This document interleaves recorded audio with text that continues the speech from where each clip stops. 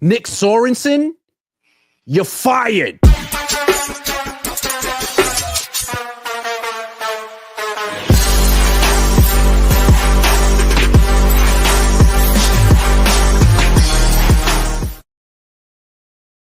Good afternoon. Welcome to the Best 49ers show. We're the Best 49ers host, Cohn and Ryan G. Hensley. Just got back from Arizona. Niners season is over. When they lost to the Rams a few weeks ago, it looked like Nick Sorensen had maybe saved his job. He gave up 12 points. His players were talking about how enthusiastic and excited they were about this defense. And then 29, 40, 47. Games didn't matter, but the numbers were huge. And now it's looking like Nick Sorensen probably won't keep his job. Before we talk about who could replace him, what do you think about Nick Sorensen potentially getting the axe? I think he's got to go, man. A few weeks ago, I was willing to give him the excuses that everyone was giving Kyle, that everyone was giving Brock about injury. I can't do it. 47 points to the Cardinals of all teams. Like, you can't do that, man. So I feel like this team needs a lot of resetting. I would like to talk about Kyle being involved in that equation, but that's not going to happen. So let's focus on what could happen, and that means Brian Schneider needs to go. Nick Sorensen needs to go. They need to get a guy in here that can really it has experience running defenses, and they can put this team back together defensively, because that's what they're going to need. To me, what's weird about this, though, is like, I mean, if they fire Nick Sorensen, I don't have a problem with it. They should have never – he was the wrong hire. He should have never been the defensive coordinator of this team. But, like, firing another defensive coordinator after 1 year, especially after, like, the bad season that Kyle Shanahan just had, like, yeah, 47 against the Cardinals is unacceptable. But 6 points against the Rams is unacceptable.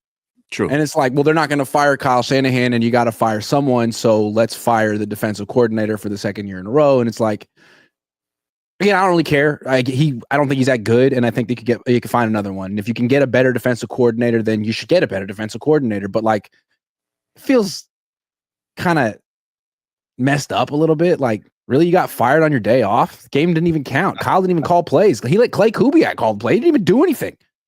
But you got fired. Yeah, man. You should have delegated those play calling duties, baby. You should have let someone else do it.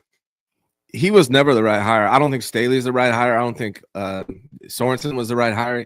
He doesn't seem like he doesn't have head coach potential. I'll put it that way. If your defensive coordinator doesn't have head coach potential, he's probably the wrong candidate for defensive coordinator. Sorensen doesn't seem like a leader of men, like we always like to say in regards to Kyle. Kyle's a much more greater leader of men than Sorensen is, as much as I think Kyle's at to blame. And so I think Sorensen was never the right hire. I think firing Wilks was just about personality conflict with Kyle. Wilks was a much better coordinator than Sorensen, but the personalities didn't match. So now Kyle needs to find that perfect match of personality, head coach potential, and aptitude at the defensive coordinator position. And so it is time to move on from Sorensen. Sorensen should never have been hired. Yeah, fair enough. And I think what's interesting about this particular job is we're going to talk about potential candidates now, but like whoever gets this job, yeah, you're getting brought in because of scheme, kind of, but much more because of culture and the fact that Robert Saleh and DeMeco Ryans pretty much set the culture of this team, and they've kind of gotten away from it. And I think if and when they make Brock Purdy the highest paid player on the team and one of the highest paid players in the league, they can win with Brock, but I think they've shown there's a very specific way they win with Brock, and it's when he doesn't throw very much. When he's throwing more than 30 times a game, it's not necessarily that pretty. So if he's going to throw 25, 30, 31 times a game, that they can win that way. But the only way that you can do that is if your defense is freaking really, really good. So like you said, you can't have some rookie defensive coordinator. They need to bring in someone with experience, someone who's a real leader of men. Like that's baseline. That's baseline. And the 49ers need to have a really good coordinator. Like, if Brock Purdy's your quarterback of the future, then you need to play what the 49ers like to talk about all the time, which is complementary football. The 49ers have to have a good defense if they want to win a Super Bowl with Brock Purdy at quarterback. If I'm being real, excuse me, did I cuss? Did you guys hear me cussing? Or is that just your internet kind of cut that one out? All right, cool. That was good. That was good. Yeah, the internet's been pissing me off. Am I frozen? No, you're back. Okay. What are you saying? 49ers need complimentary football to win a Super Bowl with Brock Purdy as their quarterback. They have to have a top 5 defense, and Sorensen was never going to get you there. They need to get back to that. I think it's pretty clear that if the Niners could get Robert Saleh, they would love that. I mean, maybe I'm wrong, but Robert Saleh is a hell of a defensive coordinator. And if they could get him, that would be probably the best case scenario. I just don't see it happening. I feel like it would be, it wouldn't be a bad look for Robert Saleh, but I think some people could sort of perceive it as like coming back with your tail between your legs, kind of a, not even a lateral move, but a backwards move. Maybe he'd like to prefer to go somewhere else. I don't know. I think that's the thing. Like, I would like Saleh first and foremost, but I don't know if Saleh wants to take that step because, even though he'll probably just be a defense coordinator somewhere else, same role he had here with 49ers, it's that feeling of I'm going backwards. And I don't know if Robert wants to do that. I know you got a connection with Robert, man. Hit him up. Let's get the inside info, Grant. All right, I'm going to hit him up. Hey, Robert, you going to coach this team or what? Let me know. Blink twice if you're going to coach this team. So save Robert Saleh coming here. I think the name we heard a lot last year that the Niners wanted was Jeff Ulbrich. He was Saleh's defensive coordinator, and then he became the interim head coach when Saleh got unfairly fired this year. Jets didn't play so well. They ranked 20th in points allowed per game, third in yards, but 20th in points allowed. There's a world where Ulbrich's their number one choice. What do you think of Ulbrich? I think he's the guy that's going to be hired. That's, if I had to make a prediction, that's who they get. I think it's either going to be Saleh or Ulbrich. I think those are the two guys. One of those two guys is who we're going to get. And I don't think Saleh is going to take that step. So I think Ulbrich, by process of elimination.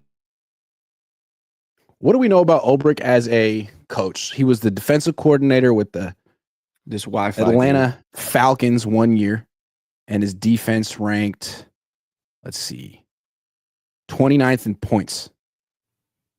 Then he went to coach with Saleh, and that defense was really good for the last few years. But how much was it Saleh and how much was it Ulbrich? That's my thing. If you bring in Ulbrich, are you sure he's good, or are you just getting a guy who was benefiting from being around Robert Saleh?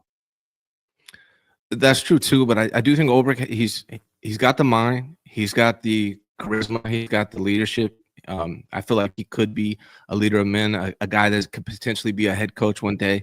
He has the Bay Area ties. He was drafted by the 49ers in the year 2000. Grew up in Morgan Hill. He grew up in Morgan Hill. I think Ulbrich is the guy that they end up getting. I think that's, if I had to bet money, that's who I think it would be. Even though I prefer Saleh, I think Ulbrich is that guy they're going to get. And I think he'd be a head and shoulders above Sorensen and a better personality fit above Wilkes. Yeah. I have questions about Ulbrich. I mean, the Jets really struggled this year. Didn't seem like he necessarily could like rally them or galvanize them the way that the organization thought that he might be able to.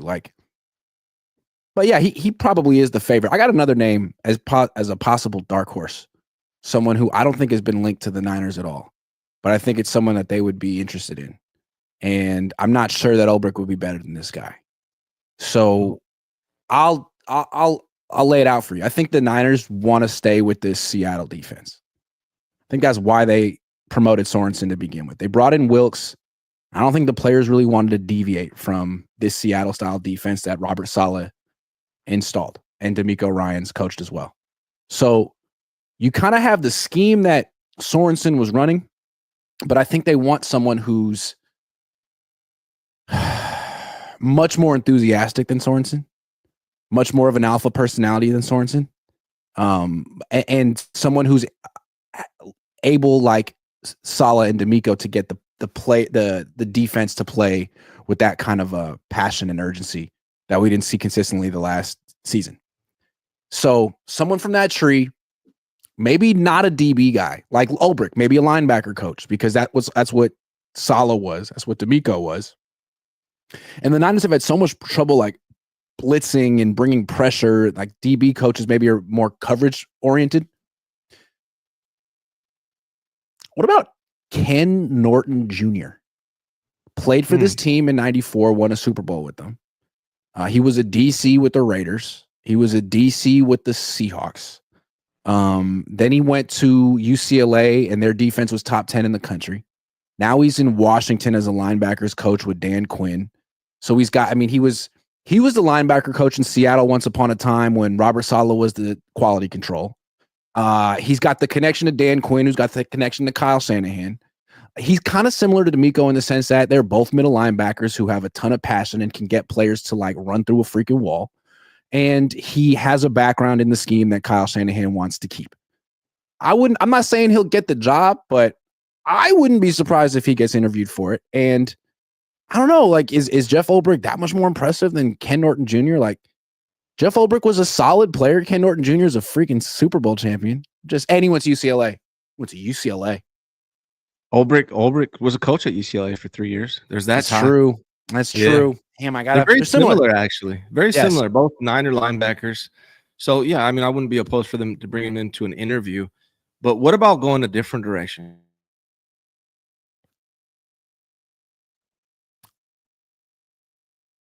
I can't tell if you're going to say something else.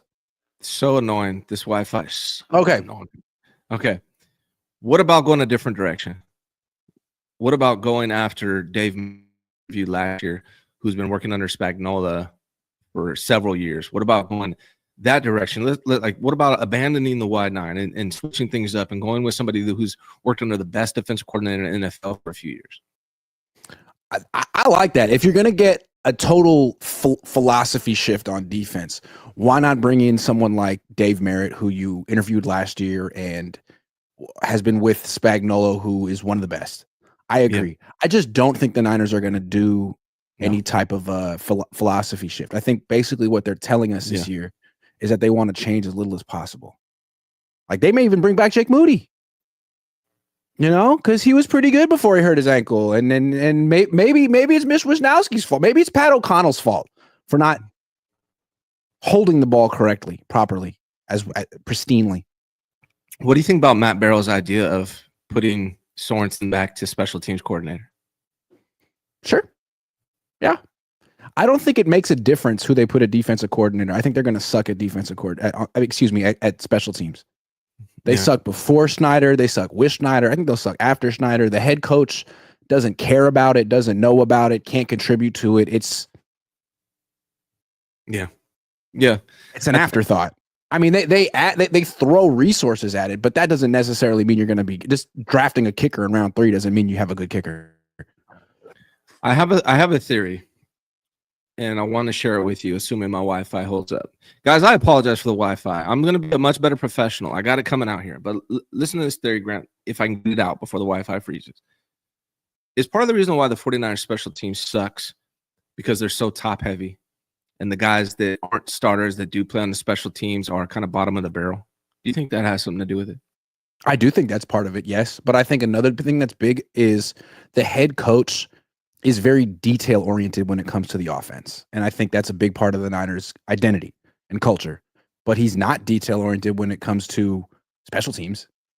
He'll almost brag about how little he knows about special teams. He's not particularly detail-oriented when it comes to game management or the rules. So there are things that Kyle Shanahan knows like the back of his hand, and special teams ain't one of them. And if that's how your head coach approaches 1/3 of your, one phase of your team, I don't see how that can ever be a strength. If it is a strength, it seemed like it would be a strength by mistake, by accident. Yeah. Whatever it is. Now, when they had Robbie Gould, they were good. But now they have to find like a young guy. I mean, I bet you they'll try to bring in a vet. But are they going to find the next Robbie Gould? Like, probably not. And he's probably laughing. I think I talked about it last week with you. I think Moody comes back and competes in the preseason and wins his job back. I don't even know if he's going anywhere. That's my guess. I really think that Mitch Wisnowski was not his holder, so they got that excuse. They'll say, it's a holder issue. They'll say his injury was an issue. Let's give him another chance, come back and compete. We spent a 3rd-round draft pick on him, and I think he does, and I think he does well in training camp, and I think when they need him most, he turns back into Jake Moody. That's my scary theory. I agree with your scary theory. There are reports coming out about what Brock Purdy could potentially get from the 49ers with his contract. He's eligible to sign an extension today. He was in the locker room today and said he wants to get this done as quickly as possible. I bet you do. And there's a report. Do you have it in front of you? Yeah, let me pull it up. I sent it to you, but let me pull it up. I had it in front of me. I'm extremely unprofessional today. Let me see. Okay. 5 years, $290 million, $180 million in total guarantees. That's $58 million per year, which would make him the second highest paid player in football after Dak Prescott. What do you think of those numbers? Yuck. That's what I think. Like, yuck. Like, dude, come on. It can't be. This can't be real. If the Niners do that, they're making a mistake. I think what I've noticed from watching football over the years, and particularly just this season, is there's not a big difference between quarterback number 12 and quarterback number 20, and quarterback number 20 and quarterback number 30. If you're not an elite quarterback after that, I mean, what's the difference? I feel like they can find a dozen quarterbacks that can come in and perform similarly to the way Brock Purdy does. Now, Brock Purdy's leadership is elite. I love that about him, his leadership. That part might be a little harder to find, but as far as production, I think it's a mistake if they pay him anything close to that. I mean, $58 million a year. Who else would pay him that? It seems like you're bidding against yourself and you're inflating his value up. Why? I think the Niners are a little insecure as a franchise in the sense that they really want to say that they have a franchise quarterback. They want to say that they have a top 5 quarterback. And I think these are the Yorks trying to act like, they're on the level of the DeBartolos. Like, we have an elite coach. We have an elite quarterback. Our organization is solid. I mean, yeah, we go through defensive coordinators, and maybe our kicker isn't the best, but like the nucleus of the freaking team is as strong as can be. And to me, that's like part of the problem with this team, because it's not that strong. And if it were that strong, they wouldn't be 6-11 right now. Yeah, they had injuries, but if the coach is that good and the quarterback is that good, you're not 6-11. You're 11-6 in a down year. So that's where I don't like, something isn't adding up. Kyle is the 6th highest paid head coach in football. It goes Andy Reid, Sean Payton, Mike Tomlin, Jim Harbaugh, Sean McVay, Kyle. So you have the 6th highest paid coach. You're going to have the 2nd highest paid quarterback, but it was Nick Sorensen's fault. I don't know. It just doesn't, something's not adding up. But again, the Niners are so desperate to posture that they got it all under control. They got it all figured out. Do the same thing you did for Brandon Ayuk. give Brock Purdy the opportunity to seek a trade and see what he can get somewhere else. And if he can find that, I give him that option. It backfired with Brandon Ayuk because Brandon Ayuk was able to find a lot of people that were willing to pay him more than the Niners ended up paying him. It's not going to happen with Brock. Nobody's paying Brock Purdy $58 million besides the 49ers. That's how you know it's a mistake. They really got to take their time on this and make sure they don't paint themselves in a corner, because I like Brock Purdy, the person. You're talking about a guy who struggles in the weather, who struggles against man, who has a really bad arm. He just doesn't have good arm talent. He's leaving the ball short on all his deep throws. He's unhealthy from his arm standpoint, 3 injuries to his throwing arm since he's been here. That should all be major concerns for the 49ers. Red flags. They should not do that. I'm going to stick to what I've been saying. The 49ers need to approach Brock Purdy and say, look, man, we need to see if you can bounce back, and we need to see if you can stay healthy. Remember when John Lynch said he wants Trey Lance to prove that he can stay healthy? They need to say that to Brock Purdy. You need to prove that your arm is healthy before we give you an extension. And that's what I would do. I don't think that's what the Niners do, but I also don't think the Niners pay him $58 million. I don't think they're that stupid. I think they pay him something, but it's not going to be what was reported. I would be shocked.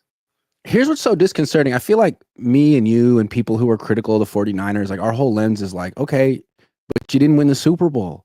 You throw yourself these parades, metaphorically. People constantly call you such a cutting edge team, but you haven't really won the Super Bowl yet.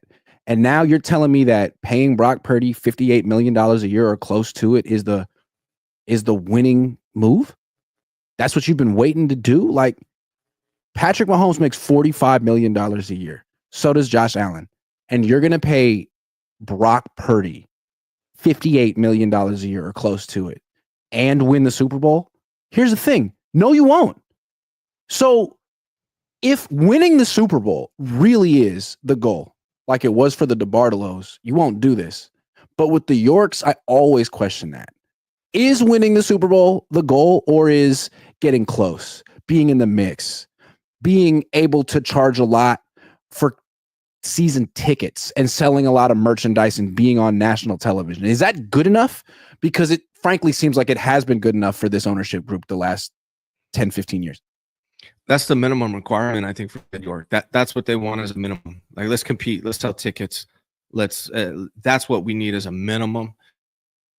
Like, you can jack up prices for tickets if you spend a hell of a lot of money on the quarterback. People understand it. Like, well, damn, I mean, if they're spending $58 million a year on this quarterback, we got to spend hella money on these tickets. It's all we're helping pay Brock. But if you get rid of the quarterback and jack up prices, people might be like, wait a second, what are we paying for?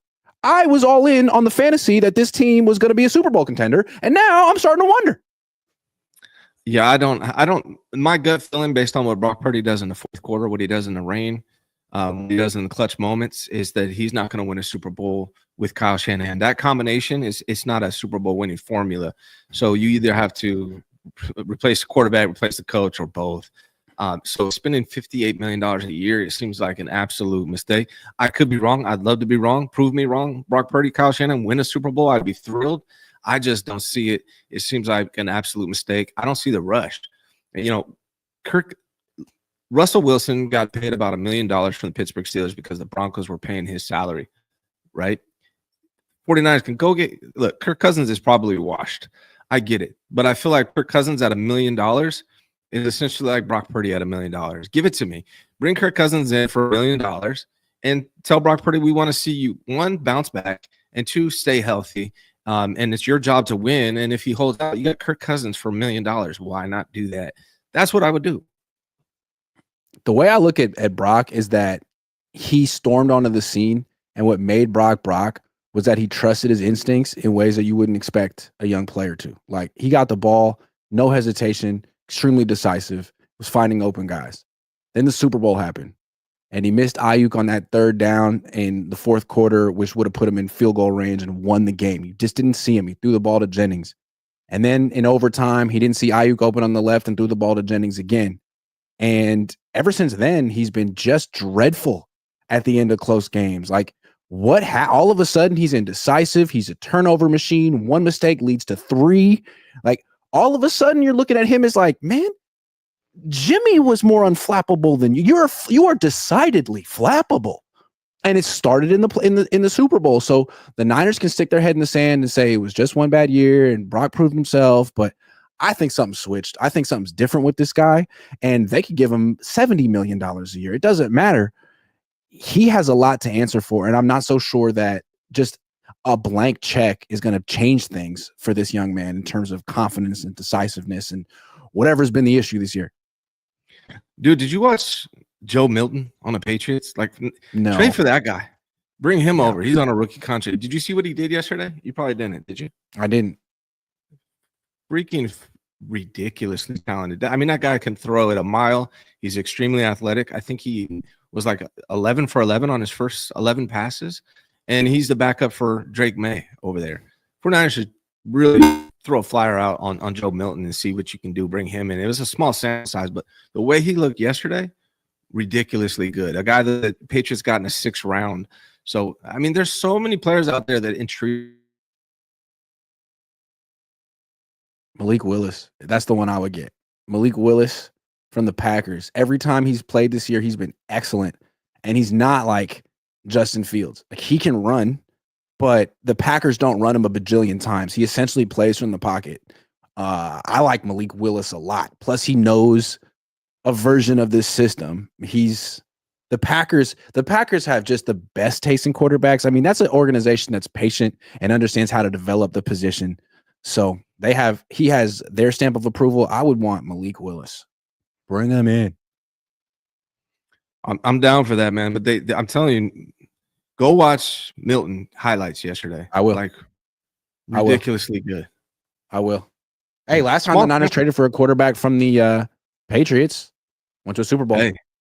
And, you know, like, again, Milton's good, but from what I saw yesterday, it's like, how did this guy get drafted in the 6th round? His talent level is way higher than Brock Purdy's. Now, I don't know how he processes, but, man, phenomenal. What's so funny to me is, like, the Niners are probably going to pay Brock Purdy $58 million a year, and yet backup quarterback is a bigger need this year than last year because Brock is shakier this year than he was last year. Last year, they're thinking, like, we don't need to spend more than a couple $1 million on this position. We don't need to push Brock. We want Brock to feel confident and comfortable. And now it's like, well, that didn't help. And maybe we do want to push Brock. And these quarterbacks are awful. I mean, I was making such a big deal about them playing Brandon Allen over Josh Dobbs. Who freaking cares? Maybe Dobbs is better than Brandon Allen, but it's not like you're going to win games with either of them. So, yeah, you could pay $58 million for your new starting quarterback, but you need a really good backup, and that probably means your starter isn't worth $58 million because no quarterback is worth that much while Mahomes is making 45. Allen's making 45. Agreed. I think it's going to be a mistake, but I really don't think Brock's going to get that. I don't. I think these reports, I don't know where they're coming from, but I don't think the 49ers are that ignorant. Like that, it would be an absolute catastrophe to me to pay him that much. He's a good quarterback. He's a good person. He's a good leader. He's not worth $58 million. And again, I think they will do it for all the wrong reasons. I'm with Ryan that they shouldn't do it for all the reasons he stated, but I think they will do it for the wrong reasons because they want to be seen as having everything in order. Okay, one of the things that was interesting about this game, afterward, Matt Mayoko broke the news that Kyle Shanahan didn't call the offensive plays. Shanahan didn't talk about it to anyone. He didn't mention it at his post-game press conference, but I guess Matt Mayoko found out, reported it. Interesting. What do you think of this? I think it's last game of the season. Probably wanted to lose. That's what it was. I don't think Kyle's giving up that responsibility for next year or anything like that. I just think he's, hey, here you go. You know, George isn't going to play that much. Debo's out. Here you go. Josh Dobbs is going to be the quarterback. I'm not calling plays. Yeah, I think that's what it was. I wanted if Brandon Allen were the quarterback, I'd be in there. Right. Yeah. See, when I first heard the news, I was thinking like, oh, maybe the Yorks told Kyle like, hey man, you got to focus on being more of a head coach, and we'd like to see you delegate play calling, and we think Clay Kubiak's really good, and Gary says he's a hell of a coach, so why don't you give him a chance and see how it goes, and it'll be a little audition. But I think you're right. I don't think Kyle will give that up. I don't think the Yorks will make him. And I think it was basically his way of saying, I don't care about this freaking game. I'm done. But I do think it's funny that Sorensen's going to get fired for not coaching well enough when Kyle basically just said, I'm not coaching today. Yeah. Yeah. A little ironic. Yeah. It's nice. It's nice to have the job security. Name a coach outside of maybe Andy Reid that has more job security than Kyle Shanahan in the NFL. I don't think there is one.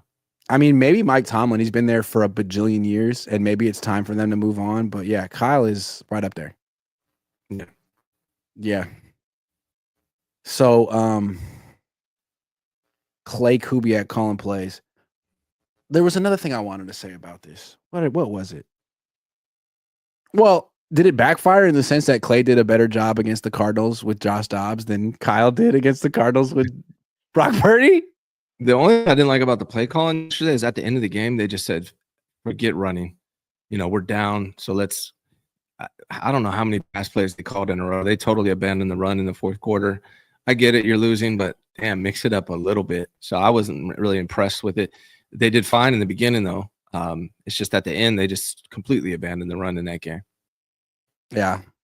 Yeah. And Josh Dobbs turning the ball over 3 times didn't exactly help the defense, which is now getting their defensive coordinator fired, most likely.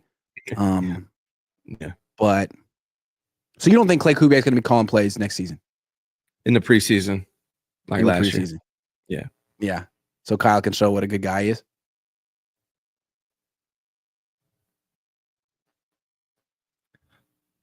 Ryan's thinking about it.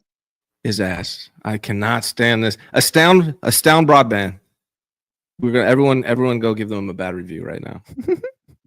All right, more news. Brian Griese is going to be interviewing for the Jets head coaching job. I mean, anytime you can coach the Jets, that is a definite career springboard.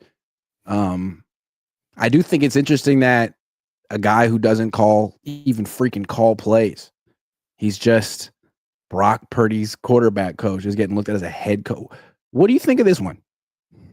I think they're doing it because he knows Kyle's offense, and a lot of people, for whatever reason, still want to go that direction.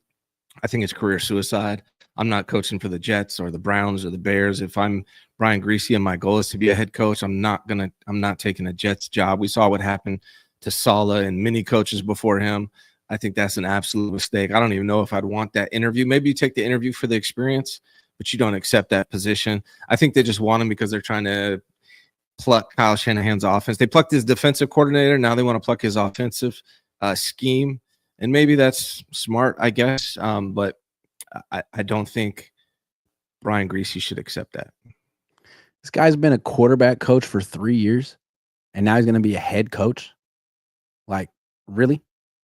He did a good job with Brock Purdy for a couple years, I guess. Although Brock was kind of developed already. And now Brock's coming off a down year. And now you want Brian Griese, who's never been a coordinator or an assistant head coach or anything other than a quarterback coach for 3 years. And his entire resume is based on his work with Brock Purdy, who's coming off a Jimmy G year. Like, I think that would be a very Jets thing to do. Maybe Brian Griese will be good.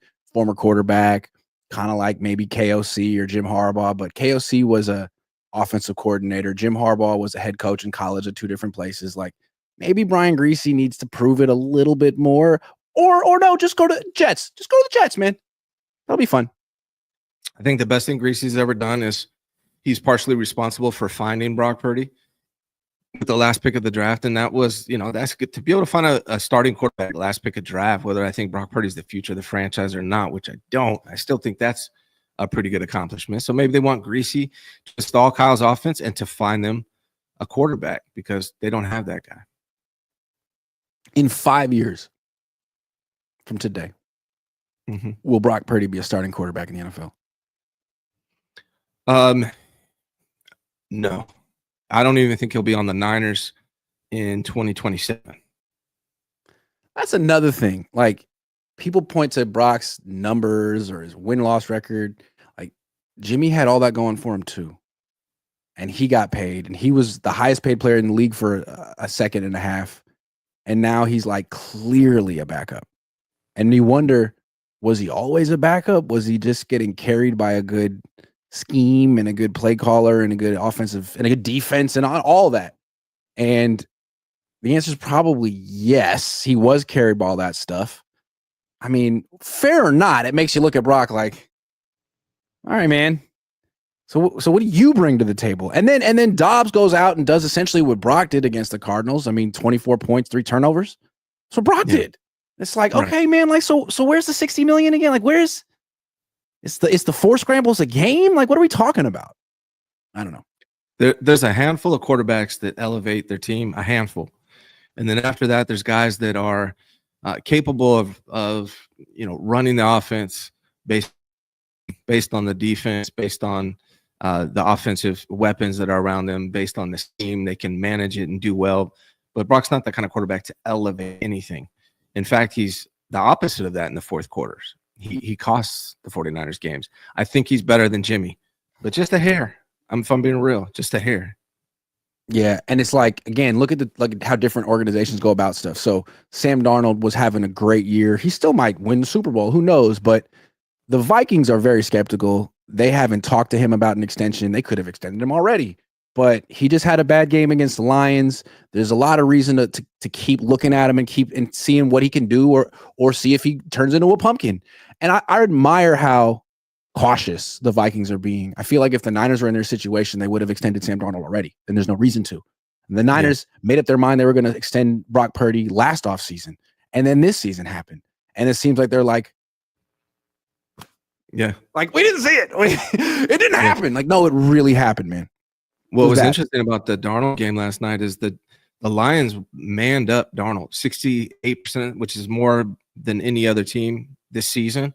And you saw how he struggled. The Lions are funny, man. They came out and played the Niners some soft zone, and we're just kind of like, hey, this game doesn't really matter. Let's save what we're going to do against the Vikings for the Vikings. And they came out, and Sam Darnold struggled. I mean, he looked worse than Trey Lance yesterday. Trey Lance looked better than Sam Darnold yesterday. Fact. I was ready to write a bunch of slick tweets about Trey Lance, and then the Cowboys lost. Yeah, I mean, he's still inaccurate, man. He's got to work on his accuracy. He missed a couple of points that probably could have won the game, but overall, he played like, C, not bad, better than a lot of people said.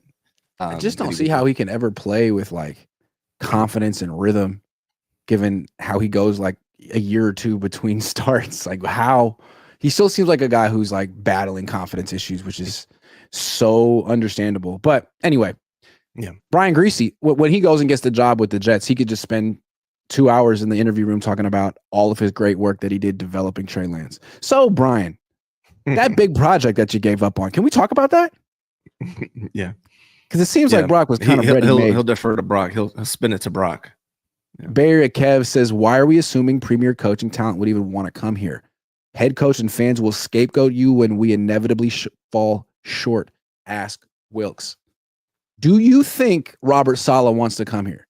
We both say no. Do you think Jeff Ulbrich wants to come here? Maybe. I think Ulbrich does. I don't think Saleh does. Mason says, off topic, Sam Darnold played terrible. Yes, he did. Yes, he did. And this is why, like, we've been talking about what to do. I floated Sam Darnold. It's important to remember that you don't have to make the decision until the season's over. So don't make the decision. Don't make your mind up like the Niners seem to have done with Brock. Get all the information that you can. Information is important, especially in a season where in a sport where there's only 17 games. Yeah. Jamila 13 says, if the Niners overpay Purdy, they're selling you a bill of goods. They're selling a product and need to make the faithfuls believe it's worth buying. Well, they're going to have a hard time. What's up, buddy? I know Jamila grew up in the same town. Shout out to him. But like the problem is, if you do this with Brock, at some point it's going to bite you in the ass. Maybe not next year or the year after that, because the salary cap will still be low. But in that,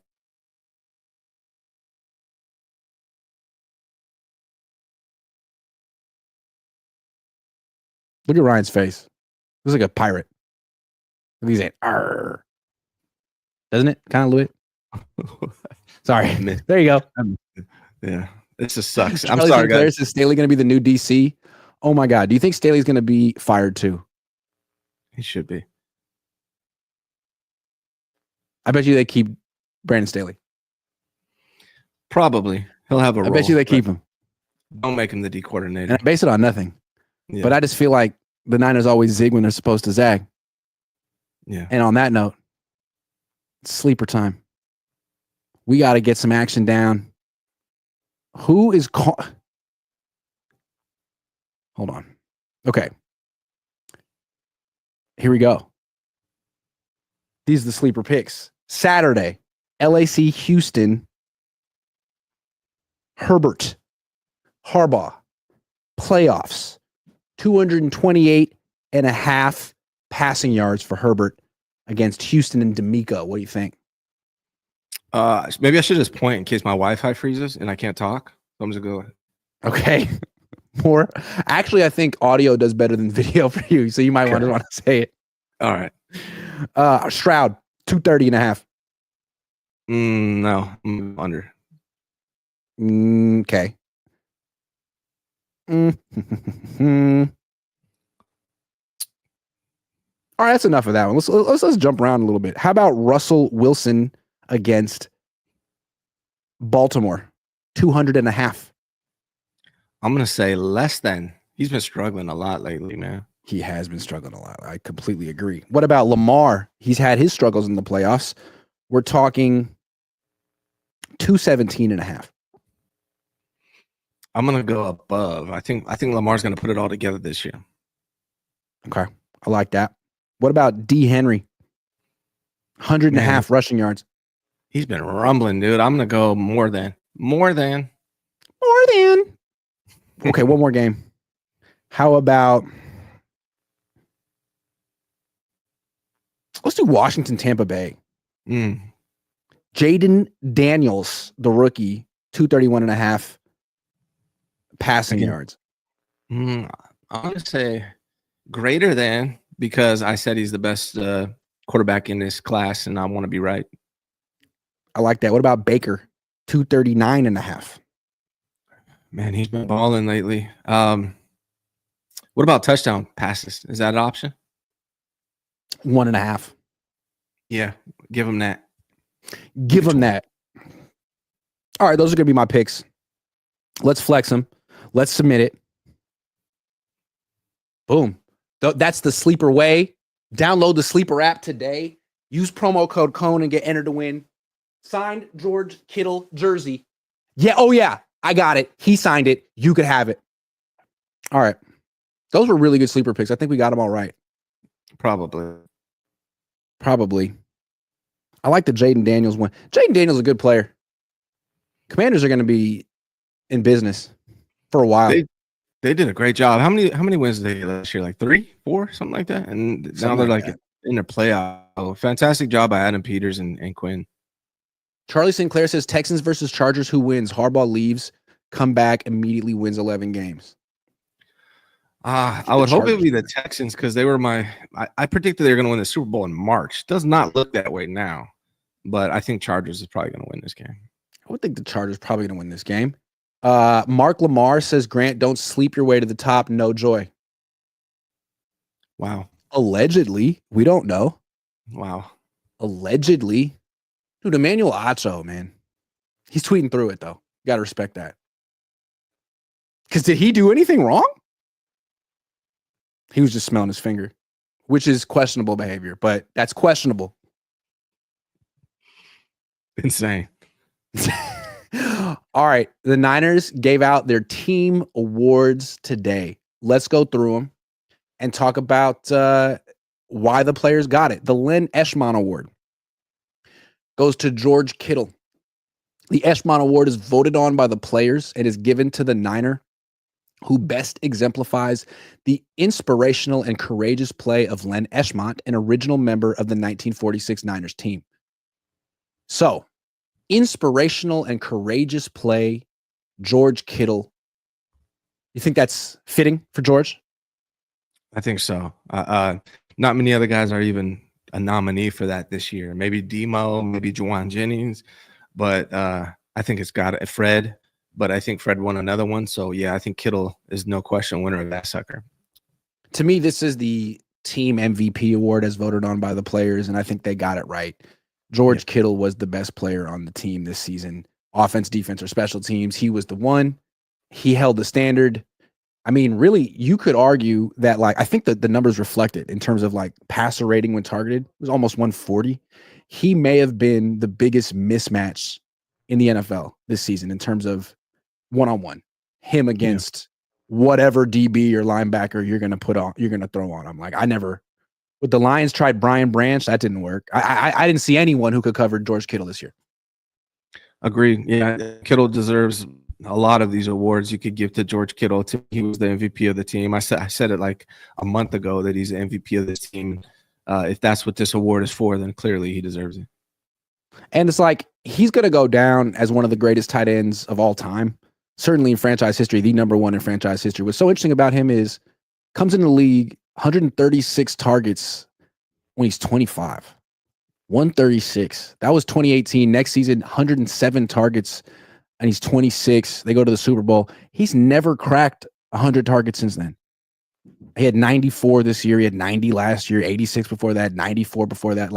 Travis Kelce, who probably isn't better than George Kittle, routinely gets 130 targets in a season. And he's 35. Yeah. And I just feel like no one could really ever cover George Kittle in the NFL. No one could really ever shut him down other than his play caller, who would forget about him from time to time, particularly in the playoffs. Yeah, and the 49ers talk about they need changes this year. One of the changes they could make is use George Kittle more as he ages as a receiver than a blocker.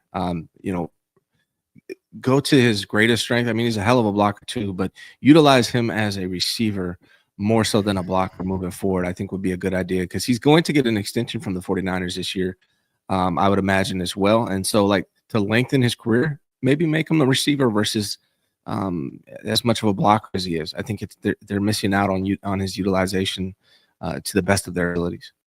Yeah, what people may not realize is that George Kittle is entering the final year of his contract. The extension he signed in 2020, he has no guaranteed money left on it. So in a sense, this is kind of similar to last offseason. Brandon Ayuk was the guy everyone knew the Niners needed to extend, and he was going to get paid the most money. And then other vets who were better than him were like, you know what? I need a new contract too. Turns out I don't have any guaranteed money left. And they were able to sort of take advantage of the situation of a team that was in the position of giving out extensions. Now you got Brock, he wants the moon, and you got Kittle being like, okay, well, I had a much better season than Brock Purdy. I just won the Eshmon Award. I'm the MVP of the team. Guess what? I want money too. And how do you trade Kittle? How do you tell him no? You can't. I mean, Walsh might have, but this team isn't built like that.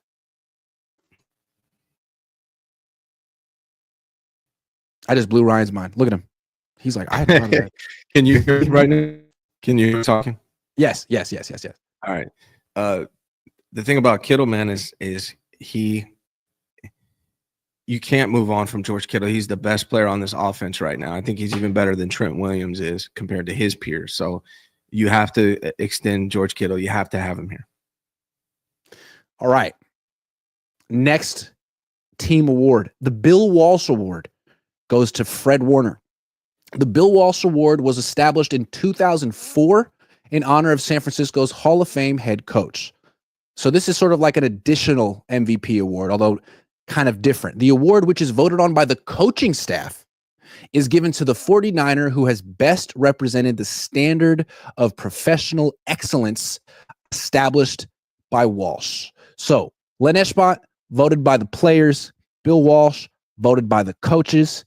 And it's kind of like an MVP award, but the way they define it is the standard of excellence that Walsh, the professional excellence and standard of excellence that was established by Walsh. What do you think of that going to Fred Warner? I think he's another guy deserving of it, another guy that's due an extension, no guaranteed money, that is going to get it. I think the 49ers have to, and the way he played through his injury, I mean, he was on the pace to be Defensive Player of the Year before he got injured. I think only his injury is what slowed him down, especially if you pair him up back with Dre Greenlaw next year. He's going to have. I think this is interesting because you could argue that Warner should win the Eshmont and that Kittle should win the Bill Walsh Award because Warner played on a broken ankle for like the whole season. That's courageous. Yeah. And Kittle was the most consistently excellent player on the team, setting that standard. I almost feel like what happened was the players voted for one and the coaches were like, all right, well, we got to vote for the other guy then because both of them deserve recognition. They were the two best players in the team this season. Yeah, I think that's exactly what happened. Yeah, they got to give Warner something. He deserves it. But the players probably voted for Kittle. So that's what was left for Warner. Okay, the next award, the Bob McKittrick Award, which goes to Jake Brendel. The Bob McKittrick Award is given annually to the 49ers offensive lineman who best represents the courage, intensity, and sacrifice displayed by the longtime offensive line coach during his 21 years of service to the 49ers. Jake Brendel. My internet's not frozen. I just don't have words for you. Like that's a bad sign for next year is what that is. Yeah. People who even like Kyle Shanahan gently are like, hey, Kyle, can you quit joking around with Jake Brendel on the field? I mean, he's not like you could get a center off a practice squad of another team, and he arguably would be better than Jake Brendel. He's been the worst player on the offense for a while. He might be the worst player on the team who starts, although Devondre Campbell was probably that while he was here. And I think every year, or at least this year, Niner fans are like really hoping and maybe talking themselves into Kyle Shanahan getting a good center. And then you see this, and you're reminded that they love Jake Brendel. I mean, it's the same thing with McKivitz last year. I mean, look, McKivitz last year, we all thought he was absolutely awful. He stepped up, played better. maybe that's what happened with Did he Brindle. win this I don't award? know. Maybe I don't know if he won the award, but I know I forget. right, he was bad. We thought he was going to be bad. We thought he should be cut, and he stepped up a little bit this year. Maybe Brindle can do the same thing this coming season, but it's not a good sign, man. I want them to find a real center. It's not a good sign that he got this award. Good for him, though. Hold on, let me tell you that I gotta find out how to pronounce this dude's name because he's before my time. Hold on. How do you pronounce it? Damn it, I'm gonna get this wrong. He's born on my same birthday. Nope, he died. Just kidding. He died on my birthday. Okay. I'm sorry. Neither here nor there. Okay. The Hazeltine Iron Man Award or Hazeltine Iron Man Award goes to Fred Warner. The Hazeltine/Tyne Iron Man Award is named for former linebacker Matt Hazeltine, a 13-year performer who played more seasons at linebacker than any other Niners player. Known for his durability and dedication, Hazeltine passed away in 1987 from ALS, and Bill Walsh established the award in his honor that year. Jesus, and I was making fun of the way his name's pronounced. I'm a jerk. Okay. Fred Warner gets a second award, and this one is for durability. I mean, obviously, this one goes to him. He played through a broken freaking ankle. There should be like a Ronnie Lott award, and if there were, he would get that one too. Yeah, I mean, who else is going to get it? I mean, Devondre Campbell. He's got to get this award. You know, the team. What the funny thing about this is the 49ers were so bad this year. There's really like not that many people deserving of awards. I think one guy that got snubbed from a bunch of awards league wide and within the team is Deommodore Lenoir. I think he deserves some kind of recognition. But yeah, I mean, it makes sense for this particular award that Fred Warner gets that one too. I feel like Devondre Campbell deserves some type of recognition as well. It doesn't have to be good recognition, but he really distinguished himself. I'm getting a text right now from Tom Jensen saying Hazeltine. I knew it had to be one of the two. And instead of picking one, I just Hazeltine. I like that. I think I was thinking teen because I'm Jewish and it's like, you know, Steen instead of Stein. Steen, usually the Jewish way. So I made him a Jew, which in retrospect probably wasn't Jewish. Although there have been a lot of really good Jewish NFL players that we just don't know about. Patrick Mahomes. You should make a show about that. Patrick Mahomes. Is he Jewish? Yeah. You didn't know that? Joe Montana. What? Michael Vick. What are you talking about right now? It's just insane. Sorry. The Thomas Harrion Memorial Award goes to Malik Mustafa.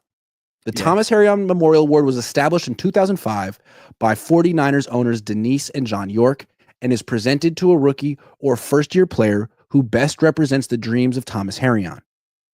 The recipient has taken advantage of every opportunity, turned it into a positive situation, and made their dream turn into a reality. This award is voted on by the coaches. If you don't remember who Thomas Harrion was, he passed away, I believe, at a training camp practice because of a heat stroke, which was one of the bigger tragedies that the Niners have had at their facility. So they honor him every year, and it goes to Malik Mustafa. What do you think? I love it, man. Mustafa is one of the guys I wanted the 49ers to draft. When they drafted him, I said he's out of all the rookies, he's the one I'm most confident in. So I love it. I think he's deserving of it. Now, I think Purdy probably is deserving of it also, but he's an offensive lineman. Those guys don't get much recognition. So, you know, Renardo Green, hell of a job as well. But I'm all on board recognizing Malik Mustafa. I mean, he had the Lions players talking about him after the game and how hard he was hitting them. So I like this award for Malik Mustafa because he deserves it and it makes me look good. Yeah, I feel like that was their best draft pick this year. Dominic Purdy's promising, and he could be there a long time. But in terms of like impact and like jumping off the screen, it's Mustafa. Renardo Green also looks good as well, but Mustafa looks like he could be a Pro Bowler for this team, maybe next year. And I wouldn't expect him to have like the sophomore slump that Jair Brown had. Yeah, I agree, man. I'm a big Malik guy. I have been before they drafted him, and always have been. Minute they drafted him. I've been following him since high school now. But since I started doing research, on Malik. I've been a fan, and I knew kind of impact, and I'm glad they recognized him. Okay, the Ed Block Courage Award goes to, guess. Ricky Pearsall. Hell yeah. The Ed Block Courage Award is named after Ed Block, the former head athletic trainer of the Baltimore Colts of 23 years. Block was a pioneer in his profession and a respected humanitarian whose most passionate cause was helping children of abuse. The award is presented in his name each year to the player that exemplified a commitment to sportsmanship and courage. Ed Block Courage Award winners from each of the 32 NFL teams are honored at a banquet in Baltimore. All proceeds from the event benefit the Ed Block Courage Award Foundation's Courage House National Support Network. Named after the NFL team in a respective NFL city, a Courage House is a facility that provides support and quality care for abused children and their families in that community. The 49ers dedicated their Courage House in October 2003 at the Edgewood House in San Francisco. So, dude gets shot in San Francisco, and now dude is a humanitarian in San Francisco. This is pretty well deserved. I mean, you can't. I mean, you get shot and you come back and play, and then the way he finished this season, really happy for Ricky Pearsall. I think he's a really good person based on like the interviews I see from him. I like him as a person. I'm looking forward to seeing what it can develop into. But yeah, I mean, if you get shot, survive, and have the wherewithal and the emotional stability to come back and play in a football game, I think that's tremendous, and he's definitely deserving of this award. All right. The Perry/Yonamine Unity Award. I don't know if I'm pronouncing the second one correctly. It goes to Curtis Robinson. This award is presented to the Niners player who exhibits an exceptional commitment to promoting unity within the team and in their community. This award is named for the 49ers players and pioneers of unity and diversity. Joe the Jet Perry and Wally Yonamine is voted on by the players. I know Tom Jensen is somewhere is pulling out his hair being like, how do you not know Wally?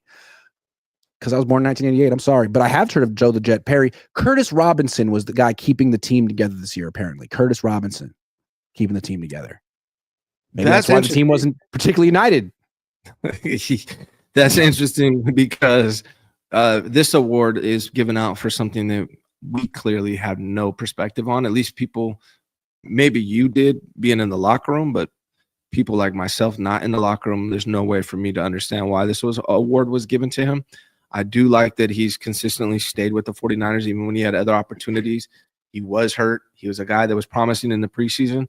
Hopefully he can come back and play this coming season for the 49ers, but I have no clue why he was given this award. He's also their Walter Payton Man of the Year nominee, so I'm thinking he did a whole lot of community service this year. Remember, he got injured early on. Mm-hmm. So I'm thinking he was just nonstop, you know what I mean? Children's hospital, reading to kids, you know what I'm saying? Setting a good example, showing up. That's the Curtis Robinson I know. That's good. That's good. Yeah. Those are, and what's cool is like we haven't heard about it. Like as fans, I haven't heard anything about it. And I cover the team and I follow all the news and I haven't heard about it. So it's not like he's doing it to get attention. He's just doing it because he obviously cares, because there's not a lot of news or information about that he's out here doing this stuff. He's just doing it because he's that kind of person. So that's great. He's also the player union rep for the team. And remember, early in the season, Juszczyk took a shot at me in an effort to stop locker room interviews from happening midweek. So he made fun of me, but it was all about like, hey, we don't want to do these interviews in the locker room. Let's do them outside, which sucks. And thank goodness for Curtis Robinson. Went up to him and was like, hey, you know, we've been doing this way for a very long time. It doesn't seem like it's bothering anyone. Is it okay if we keep it the way it's been? And Curtis Robinson was like, absolute, man. We're an older team. We don't need to be told what to do. Each and can figure out what to do for themselves, and we trust you guys. So Curtis, salute. That's big time. Yeah, sounds like a really high character guy, man. Hopefully he can get back and play this next year. Stanford. There you go. Better than Harvard. That doesn't really mean anything, but smart guy. Okay, last one. The Gary Niver Award goes to George Kittle. It's his first time winning it. The Gary Niver Award is presented annually by the San Francisco chapter of the Pro Football Writers of America, your boy, to a Niners player for his cooperation and professional style in helping the pro football writers do their jobs. The award is named after pro football writer Gary Niver, who was a longtime beat writer who covered the Niners for the San Mateo Tides. I did not know Gary Niver. My dad did, and he was supposed to be like one of the nicest all-time good guys who ever covered the team. That's why it's called the Gary Niver Good Guy Award. And again, it goes to George Kittle. You could almost look at this as like a lifetime achievement award because he's been here for so long and he's always been helpful with the media, but I do feel like he's almost gotten better. I mean, when he first was here, he was like a 5th round pick who was kind of no nonsense. Then he became Stone Cold Kittle and was a bit of a caricature. And I think in his early 30s, he's kind of melded it together. And now it's like an authentic. It's not a character anymore. It's him. Yeah. And his persona is just a little bit more authentic. And when he talks, it's not a joke. He can be serious. He can be funny. He's the best. He is the best spokesman on the team. Better than Lynch, better than Kyle, better than Brock. He's the guy, my opinion. I think he's very deserving. Last year, Bosa got it, I think, right? And then Trent Williams the year before that. If I'm not mistaken. But yeah, I think Kittle deserves it. What I like about Kittle is he respects you guys as people, and he treats you. Agree. Thing to say, but I think not all the players do that. I don't know if you heard anything I just said. No, I heard none of it. Okay, cool. No, let me try to get it out. What I like about George Kittle is he respects you guys as people and treats you guys as human beings, which should be, basic stuff, but it doesn't always seem to be the case from a lot of athletes. They don't understand that. So I think George Kittle is definitely deserving of that. Plus, he bought you guys all shoes. Maybe he was trying to buy that award, actually. There's no question that he bribed us and that we fell for it. I mean, I have the shoes right here. I've never put them on.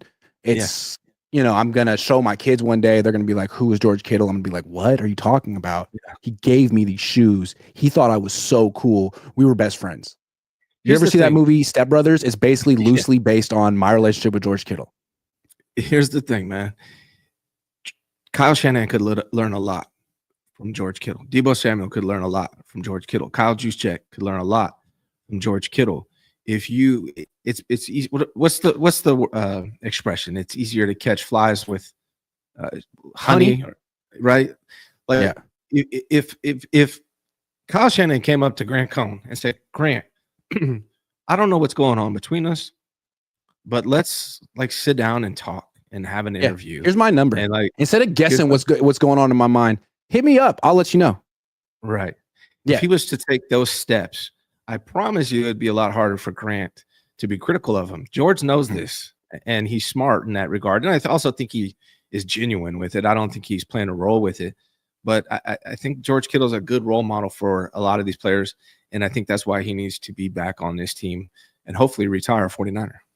And I think what's so interesting about Kittle's season, to wrap up here, not only was he the Eshmont winner, which means he was the MVP as voted on by his teammates.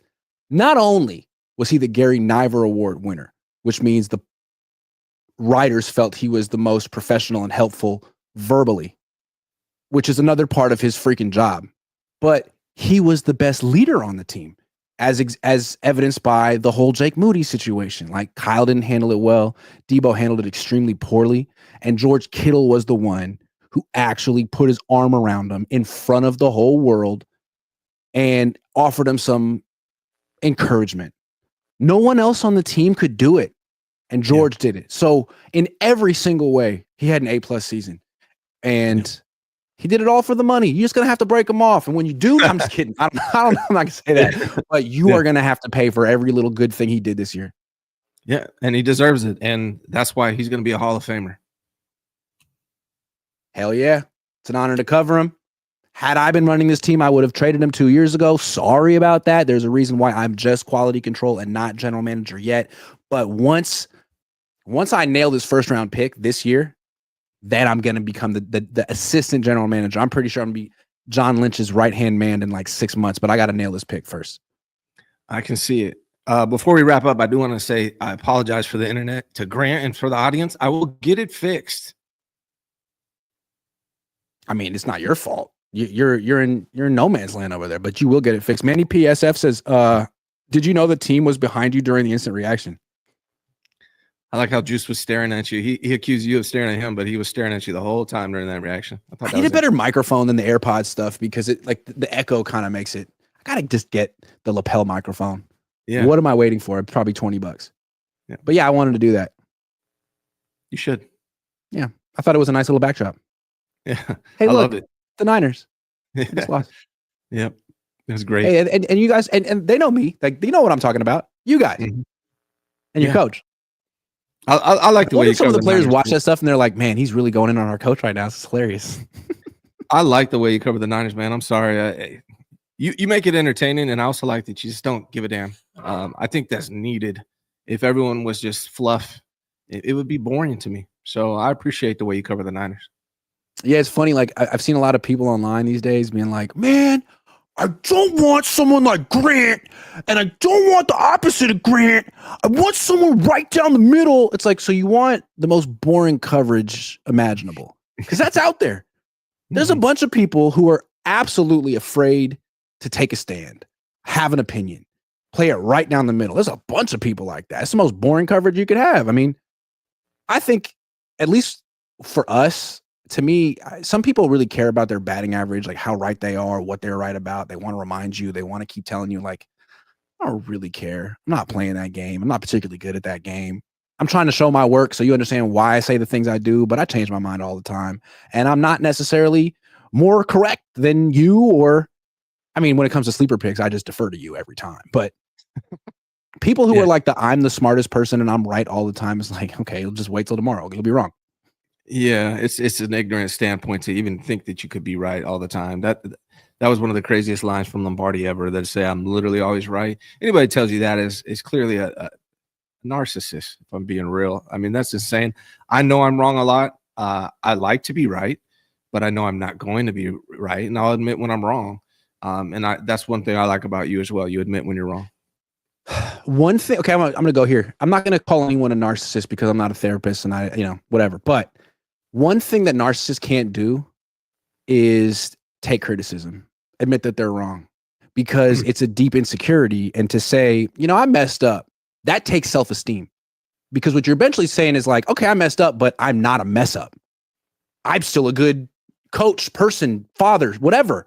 And I can do better. And I can criticize myself and not go into a freaking tailspin downward spiral. Narcissists can't do that. So instead of saying I messed up, they do a mental gymnastic thing where they're the victim. Yeah. And I feel like there's too much of that in the Niners culture. I'm not saying anyone's a narcissist, but like, dude, Juwan, you got thrown out of the game. You did the same thing twice in this game on back-to-back plays, and you did it last week. It's against the rules. And after the game, you're like, man, I didn't do anything wrong. The refs had it in for me. Like, don't do the victim thing, man. Just say, I'm trying to play through the whistle. Clearly, I got to adjust. I will. And everyone will be like, way to go, Juwan. But like the whole, like, we didn't lose. Nick Bosa got held. I didn't deserve to get ejected. The refs have it in for me. We shouldn't have lost the Super Bowl. They gave us a bad field to practice on. Like, stop with the victim stuff. This stuff is within your control. And all you got to do is acknowledge your mistakes. That shows self-esteem. There's a difference between confidence and self-esteem. The Niners project confidence, arrogance, smugness. You can puff out your chest, but self-esteem is the ability to say, no, I messed up. And I'm okay with that. And I'm still good. I'd like to see that from the 49ers. It's different. The one thing I really like about Brock Purdy is his ability to do that. Yep. He's maybe the best on the entire team at that. So I gotta acknowledge Brock Purdy for his ability to do that. No question. Isaac says Jeff Ulbrich seems like a great fit. Jets blocked him from interviewing last year from San Jose and run Salah's type system. Thoughts? We both said Ulbrich, and as a long shot potential dark horse, Ken Norton, for the same reasons. Linebacker, the system, the culture fit. Yeah. It's another one. I think Ulbrich, if I had to bet money, I think Ulbrich is our new D coordinator. I think it gets done. Well, I'm not betting shit. Ryan, good show. It was a horrible show because of my internet. Nah, but it man, was you still controlled fun. what you could control. Okay, you can't. I want to be You were a accountable. victim. You I were want a to be victim accountable. of your I want to be internet, right? accountable for my Yeah. internet. Okay. So I apologize, guys. Nah, it's all good. This was a great show. Thanks for watching, everyone. I'll be back in about 35 minutes streaming again. So stick around. Hang out. Do it. See ya.